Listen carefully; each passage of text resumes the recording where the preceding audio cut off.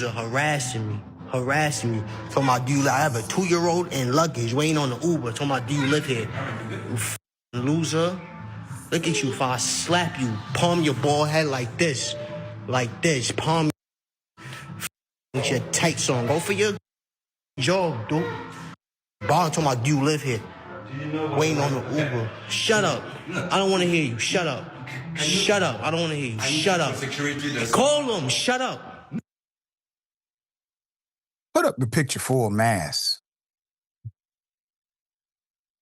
Now, sir, according to your attire, you are the only person who should be questioned as to who lives here. What in the hell are you wearing? But because individuals in good faith believe you are where you should be and have the right, nobody questioned you.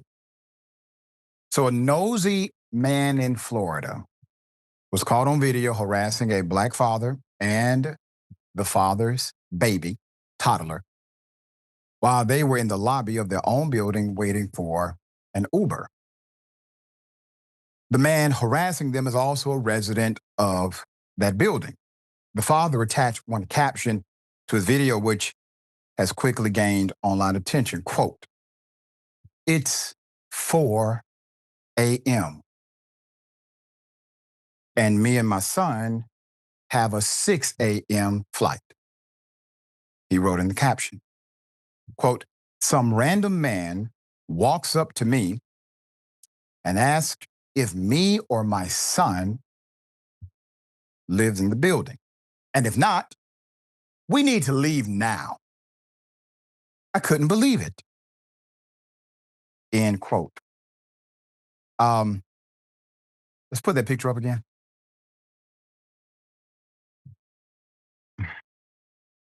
While Diamond did not comment on the interaction, his text video posted to his account showed his young son sitting on top of his luggage at the airport.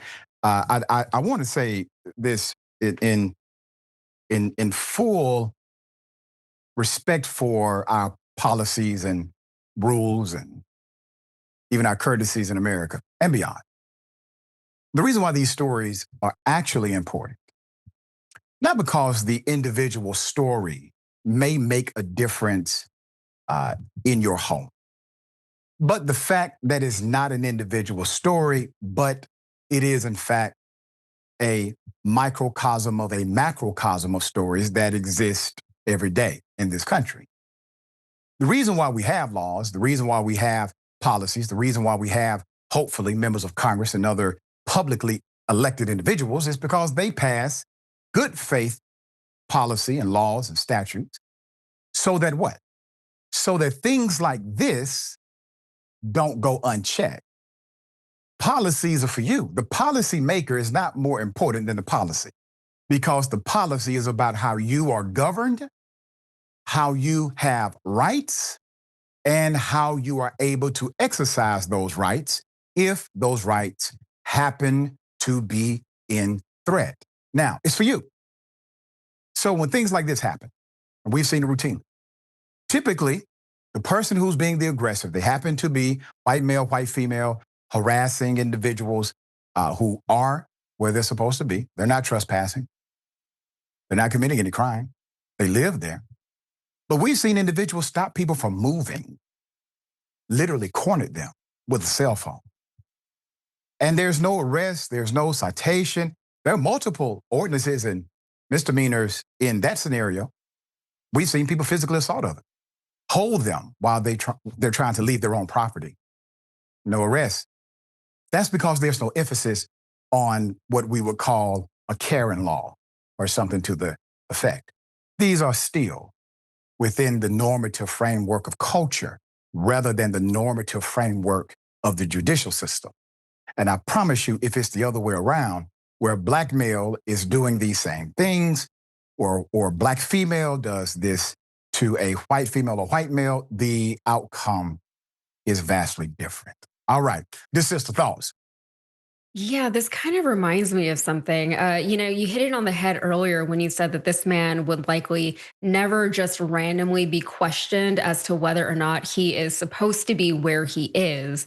And it's funny when you hang out with certain groups of people, their ways of life, their ways of just living life and existing in spaces is different from the Yeah. experience that a lot of other people experience. And I know, it just reminded me of this one older white man that I know who will say things like, "Oh, if you're in a hospital and you're dressed well, you can just talk to the staff and they'll just assume you're a doctor." And I was like, "What?" Like, Wow. no, they probably assume you're a doctor, but no, that's not the existence that most people have.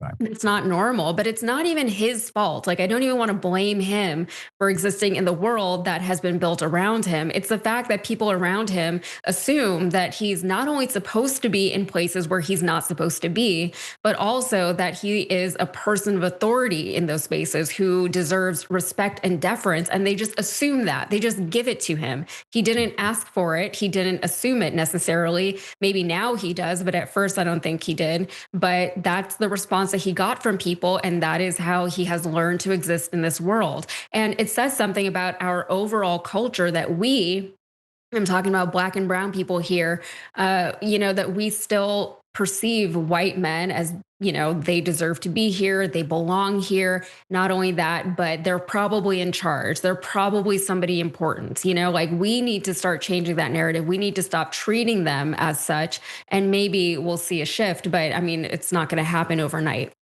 That's right. It happens through a process. And it happens at all levels, the bias. I remember President Obama saying he's been in meetings with some of the alleged greatest world leaders and masterminds of this and CEO of that. And he Mhm. said, I realized these guys aren't as smart as I thought they were. And then he says, as a matter of fact, some of them are downright dumb. But they all had one thing in common, he said. They believed they should be in the room. It Mhm. was their confidence that allowed a lot of their movement and the confidence others put in them.